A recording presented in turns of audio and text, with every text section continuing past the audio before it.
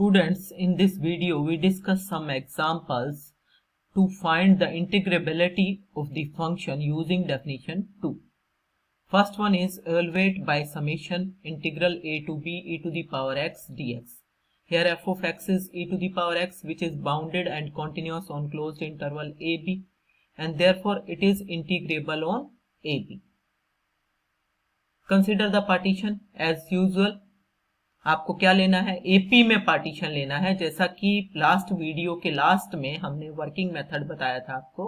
तो हमने पी को क्या ले लेना है, a equal to x naught x one x n b of a b which divides into n equal sub intervals. तो ए पी बनेगी, तो एच की वैल्यू मींस डेल्टा आर की वैल्यू क्या आएगी, b minus a by n, मतलब upper limit minus lower limit divided by n. So norm of p tends to 0 as n tends to infinity. यहां से जैसे ही एन टेंड्स टू इन्फिनिटी होगा तो एच मतलब norm of p and that will tend to 0। और हम x i r point क्या सिलेक्ट कर लेंगे, a plus r h. X r point यहाँ पे क्या बनेगा, जैसे पीछे वाले रिजल्ट में हमने लिया था a plus h a plus 2h, ऐसे लोगे ना, तो एक्स आर पॉइंट आपका क्या बनेगा, ए प्लस आर एच। ठीक है, उसी पॉइंट को हम एक्सआईआर पॉइंट सिलेक्ट कर लेंगे यहाँ पे, ये देखो। ठीक है, तो integral a to b e to the power x d x की वैल्यू क्या हो जाएगी, by definition that is given by limit as norm of p tends to 0 summation r varies from 1 to n f of x i r delta r. Second definition यही कहती है ना। अब उसमें वैल्यूज पुट कर दी है यहाँ पे डायरेक्टली, फॉर्मूले को मिस कर दिया है, मैं आपको बता रही हूं, तो आप लिख सकते हो limit as n tends to infinity नहीं होगा, norm of p tends to 0 summation r varies from 1 to n f of x i r delta. ठीक है ना, तो अब उसमें नॉर्म ऑफ p कब 0 को टेंड कर रहा है, n टेंड्स टू इन्फिनिटी है, तो यहाँ पे क्या आ गया, n tends to infinity, r varies from 1 to n f of x i r की वैल्यू मींस आपको x की जगह पे क्या पुट करना है, यहाँ पे एक्सआईआर, तो e टू दी पावर एक्सआईआर हो गया एंड डेल्टा आर। अब एक्सआईआर पॉइंट आपने क्या ले लिया, a प्लस आर एच, तो उस a प्लस आर एच को पुट करने के बाद आपका क्या बन जाएगा, यहाँ पे e to the power a plus r h into delta r क्या है, h है। ठीक है, h जो है उसमें r तो है ही नहीं कहीं, तो h को बाहर निकाल लिया और अंदर वाली जो टर्म ये वाली बची उसके अंदर r को 1 पुट किया, तो आपके पास आ गया a to the power a plus h a to the power a plus 2h a to the power n a plus nh। इस तरह की टर्म्स आई, e की पावर a सारों में से कॉमन आ रहा है, तो e की पावर a कॉमन लिया, अंदर क्या बचा, e की पावर h e की पावर 2h e to the power nh। ये हो गया h इंटू e की पावर a। अब आप ध्यान दो यहाँ पे ये क्या सीरीज बन रही है, this is a GP series. तो जीपी सीरीज की n टर्म्स के सम का फॉर्मूला क्या होता है, वो होता है a into r to the power n minus 1 divided by r minus 1। ठीक है, तो इसलिए ये आपके पास यहाँ पे भी n टर्म्स बन रही हैं, देखो 1h है 2h है nh है, n टर्म्स बन रही है ना। तो फर्स्ट टर्म क्या है, e की पावर h, तो ये आ गई फर्स्ट टर्म। फिर आपके पास कॉमन रेशियो क्या है, कॉमन रेशियो इसको इससे भाग करके आएगी ना, वो भी e की पावर h ही आएगी। ठीक है, तो e की पावर h की पावर n, तो e की पावर nh हो गया माइनस 1 डिवाइडेड बाई e की पावर h माइनस 1। तो इस तरह से आपके पास आया, this is e to the power a into, अब यहां पे आपके पास क्या आ गया, e टू दी पावर ये वाली टर्म nh माइनस 1, और ये वाला h यहाँ पे और ये इसके नीचे e की power h minus 1 and into e to the power h, मतलब इसको रीअरेंज कर लिया है इस ढंग से ताकि इसकी लिमिट आसानी से निकल सके। n टेंड्स टू इन्फिनिटी था और h टेंड्स टू 0 था, तो h टेंड्स टू 0 कर लिया। आपको एक लिमिट याद होगी, e की power x minus 1 divided by x as x tends to 0, उसकी लिमिट आपके पास क्या होती है, 1।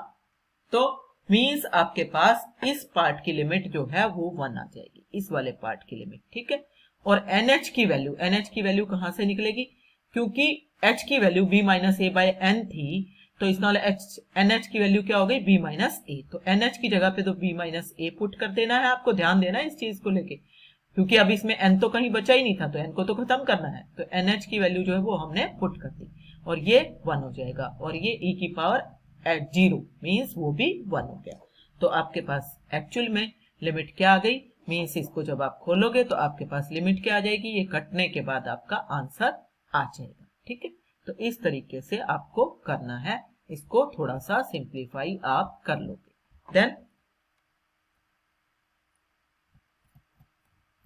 ये आपके पास कटने के बाद ये इस तरीके से आएगा, e की पावर a इंटू बी की power b minus a minus 1 and limit as h tends to 0 1 by e की power h minus 1 and e की पावर h। ये मैंने आपको पहले ही बताया था, इसकी लिमिट 1 आ जाएगी, तो ये कटने के बाद ये यहाँ पे मल्टीप्लाई होगा, तो e की पावर b माइनस e की power a and this is the answer. ठीक है, अब नेक्स्ट एग्जांपल देखो, वो आपको एक तो मैंने एपी का एग्जांपल करा दिया जब एपी में पार्टीशन लिया है। अब मैं दूसरा एग्जांपल आपको वो वाला डिस्कस कर रही हूं जिसके अंदर आपको एपी में पार्टीशन नहीं लेना बल्कि जीपी में लेना है। प्रूव बाय समेशन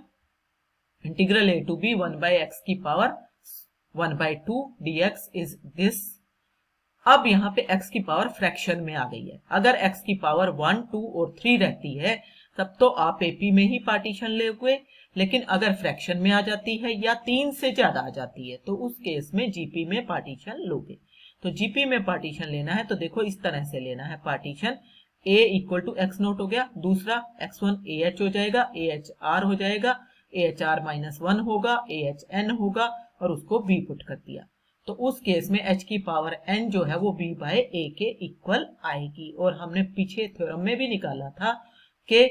जब आपके पास ये h ये वैल्यू आई है तो norm of p tends to 0,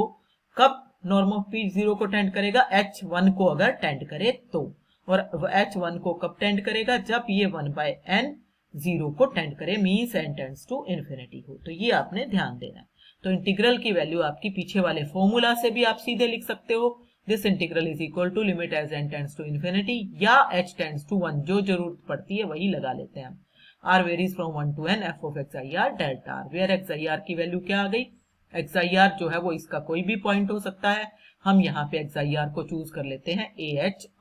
xr के इक्वल। तो ये आपके पास आ गया limit as n tends to infinity r varies from 1 to n f of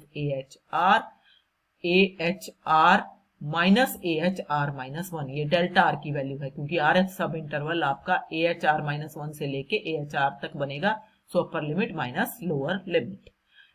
इसकी वैल्यू f ऑफ ahr की, इसका स्क्वायर रूट आ गया, ये वाली वैल्यू आ गई। ठीक है, यहां से ये कॉमन आ रहा था, ये कॉमन ले लिया, h माइनस 1। अब आपने क्या करना है, जिसके अंदर r नहीं है वो आपका बाहर आ सकता है, जहां r है उसको आपको समेशन की वैल्यू उसको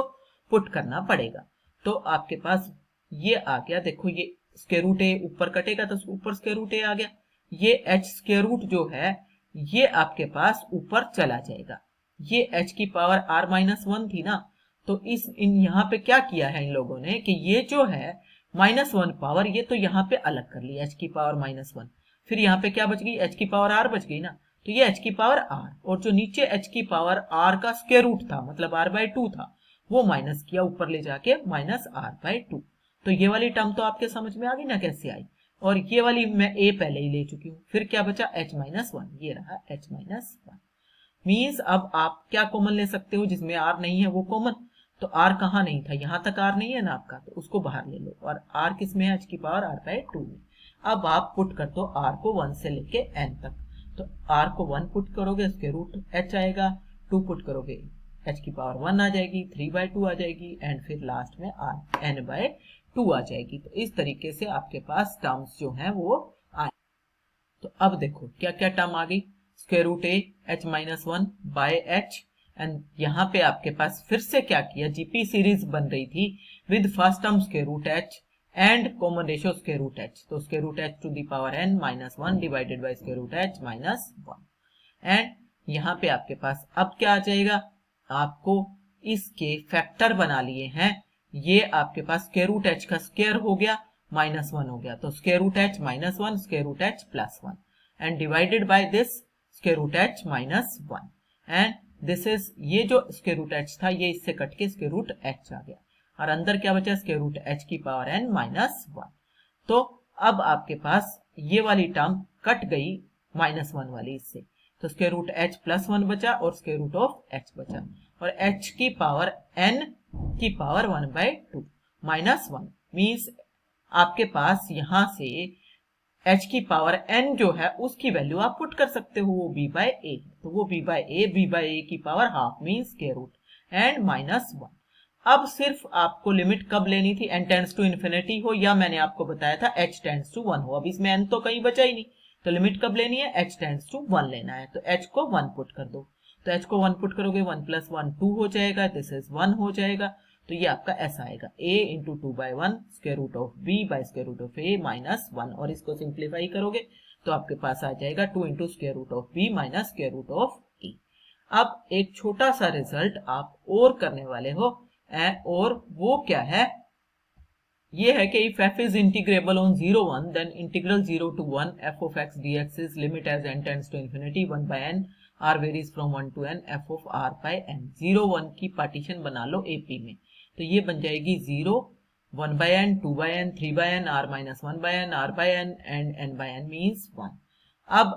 इसकी लेंथ जो है वो हो गई हर सब इंटरवल की 1 by n, this tends to 0 if n tends to infinity. तो इट मीन्स आपको क्या करना है, f of x इस इंटीग्रल की वैल्यू बाय डेफिनेशन आपके पास ये आती है, limit as norm of p tends to 0 f of xir delta r and that is xir को आप ले लो r by n।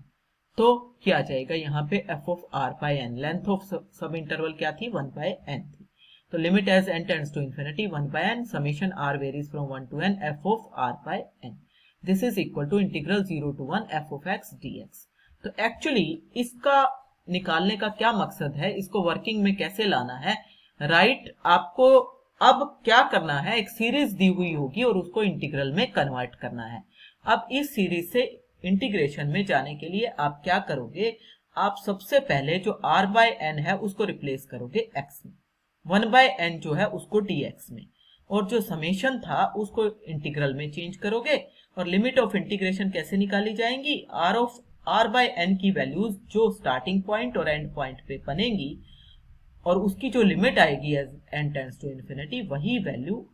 आपकी इंटीग्रल की लिमिट्स बनेंगी। कैसे, अब आपको मैं ये एक एग्जांपल करा रही हूँ जो कि इसी के ऊपर बेस है। तो देखो सबसे पहले आपको क्या करना है, ये है आपके पास दी हुई series, limit as n tends to infinity 1 by n plus n square by n plus 1 का cube plus n square by n plus 2 का क्यूब। पहले तो देखो इसमें सिमिट्री है, सारे में सिमिट्री नहीं है, जहां पे उन टर्म्स में सिमिट्री बनाओ। ऊपर सारे में क्या आ रहा था n स्क्वायर, तो पहले टर्म में भी आप पहले ऊपर n स्क्वायर लिखोगे तो नीचे भी n स्क्वायर से मल्टीप्लाई करके n क्यूब आ जाएगा, ठीक है। दूसरी टर्म में भी n स्क्वायर है, तीसरी में भी n स्क्वायर है, लास्ट में नहीं है, तो यहाँ भी n स्क्वायर से मल्टीप्लाई करो तो नीचे आपका क्या आ जाएगा 8n क्यूब। उस टर्म को हम कैसे लिखेंगे, उसको हम लिखेंगे n plus n means 2n, उसका क्यूब मीन्स 8n क्यूब। तो अब सिमिट्री बन चुकी है, देखो पहली टर्म आपकी सारी में टर्म्स में ऊपर n स्क्वायर है, तो समेशन अगर मैं लिखूंगी तो ऊपर n स्क्वायर आएगा, नीचे क्या आ रहा है n plus 0 cube n plus 1 cube n plus 2 cube n plus n cube. तो 0 से लेके n तक की टर्म्स हैं n प्लस r का क्यूब, ऐसे हम लिख सकते हैं, limit n tends to infinity. अब आपको क्या करना है, इसके अंदर r by n की टर्म निकालनी है, बनानी है, तो n की हाईएस्ट पावर को बाहर लोगे, तो n की हाईएस्ट पावर नीचे से क्यूब आएगी, ऊपर n स्क्वायर है, तो जब आप n क्यूब बाहर निकालोगे n स्क्वायर कट के 1 by n बच जाएगा ना ऊपर, और नीचे क्या बचेगा 1 प्लस r by n का होल क्यूब, ये आपके पास बचेगा। अब आपका जो मेथड था वो क्या कहता है, वो ये कहता है कि 1 by n को dx में चेंज करो, r by n को x में चेंज करो, और लिमिट अगर r को 0 पुट करोगे तो उस केस में r by n तो 0 ही बन जाएगा, तो पहली लोअर लिमिट क्या बनी 0। फिर जब आप n पुट करोगे तो r by n by n means 1 बन जाएगा, तो अपर लिमिट क्या बनी इंटीग्रेशन की 1। तो यहाँ पे ये सीरीज की वैल्यू क्या आ गई 0 to 1, 1 plus r by n की जगह पे x का होल क्यूब और 1 by n की जगह पे dx, तो ये सीरीज बन गई। इसका इंटीग्रेशन मेरे को निकालना आता है, 1 प्लस x उसकी power -3 plus 1 by -3 plus 1 means -2 by -2 and limits from 0 to 1, तो ये 1 पुट कर दो तो 2 की पावर -2 मीन्स आपके पास आ गया 1/4, और ये नीचे 1 -1/2 था ही, एंड प्लस में 0 पुट करोगे तो 1/2, तो इसको सोल्व करो, this is 3/8 and this is the answer. तो इस तरह से आपको क्वेश्चंस करने हैं। ओके।